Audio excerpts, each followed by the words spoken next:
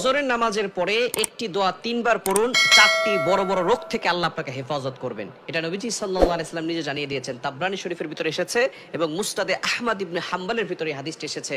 নবীজি সাল্লাল্লাহু আলাইহি ওয়াসাল্লাম চমৎকার একটি দোয়ার কথা বলেছেন যে বড় বড় ৪টি রোগ থেকে আল্লাহ হেফাজত করবেন। তার ভিতরে ১ নাম্বার হচ্ছে আপনার ব্রেন নষ্ট হবে না, ইন্টেলেকচুয়াল পাওয়ার। অনেকের দেখবেন মেধা শক্তি কম, এই মেধা শক্তি কমে যাবে না, তার ব্রেন নষ্ট হবে না, পাগল হবে না, পাগলামি মাতলামি ভাব তার ভিতরে আসবে না। সুতরাং এই দোয়াটা অবশ্যই পড়া দরকার।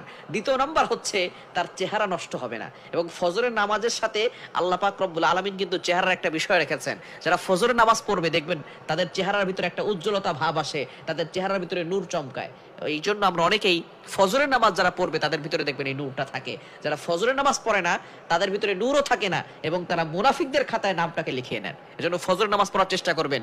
মুনাফিকরা নবীজি সাল্লাল্লাহু আলাইহি ওয়াসাল্লামের জামানায় ফজর এবং এশার নামাজ পড়তো না। সুতরাং মুনাফিকদের আলামতই হচ্ছে ফজর এবং এশারের নামাজ না পড়া। ফজরের নামাজ পড়বেন, এই সময়টার ওয়েদার আবহাওয়াটা গায়ে লাগাবেন, রোগ প্রতিরোধ ক্ষমতা বাড়বে। এই যে ডক্টর যারা আছে তারা দেখবেন তারা বলে যে সকালবেলা হাঁটবেন। তো অনেক রোগী আছে সকালবেলা হাঁটতে বের হয় কিন্তু ফজরের নামাজ পড়ে না। ফজরের নামাজ পড়বেন, নামাজের ভিতরে সওয়াবও আছে, মর্যাদাও আছে, গুনাহ মাফও আছে, সাথে সাথে শরীরের একটা ব্যায়াম হয়ে যায়। নামাজের মতো এরকম ব্যায়াম আর শরীরে নাই। নামাজের মতো এরকম ব্যায়াম অন্য কোনো ব্যায়ামের ভিতরে পাওয়া যায় না। পুরা শরীরের একটা ব্যায়াম হয়ে যায়।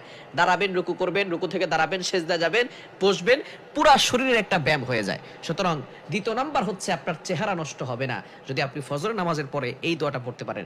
এবং ৩ নাম্বার হচ্ছে আপনার চোখের জ্যোতি কমবে না, চোখের জ্যোতি ঠিক থাকবে এবং চামড়া নষ্ট হয়ে যাবে না।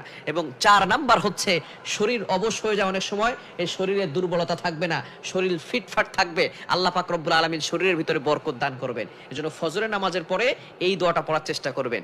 বিসমিল্লাহিল আযীম ওয়া বিহামদি লা হাওলা ওয়ালা কুওয়াতা ইল্লা বিল্লাহ। এই ছোট্ট একটা দোয়া, পরিচিত বাক্যগুলো, বিসমিল্লাহিল আযীম ওয়া বিহামদি লা হাওলা ওয়ালা কুওয়াতা ইল্লা বিল্লাহ। এটা মাত্র ৩ বার পড়বেন। আল্লাহ পাক রব্বুল আলামিন বড় বড় রোগ থেকে আপনাকে হেফাজত করবেন। আপনি যখন আল্লাহর নামে শুরু করছেন দিনটা, নামাজ পড়লেন, আল্লাহর ইবাদত করলেন, আর ফজরের নামাজ যারা পড়ে নবীজি সাল্লাল্লাহু আলাইহি সাল্লাম জানিয়ে দিয়েছেন তারা আল্লাহর জিম্মায় চলে যায়। বলেন সুবহানাল্লাহ। আল্লাহ তাআলা বলছেন ফজরের নামাজ যারা পড়বে তারা পরবর্তী ফজর পর্যন্ত আমি আল্লাহর জিম্মায় থাকে। আর আল্লাহর জিম্মায় যারা থাকবে তাদের কোনো টেনশন থাকবে না, নো চিন্তা ডু ফুর্তি। তারা দুনিয়ার ভিতরে যত কাজ করুক না কেন আল্লাহ পাক রব্বুল আলামিন সকল ধরনের বিপদ থেকে আল্লাহ তাদেরকে হেফাজত করবেন। এজন্য ফজরের নামাজ পড়বেন, নামাজের পরে এই দোয়াটা পড়বেন, বিসমিল্লাহিল আযীম ওয়া বিহামদি লা হাওলা ওয়ালা কুওয়াতা ইল্লা বিল্লাহ। এই দোয়াটা ৩ বার পড়বেন। আল্লাহ পাক রব্বুল আলামিন আপনাকে বিপদ আপদ থেকে হেফাজত করবেন। বড় বড় ৪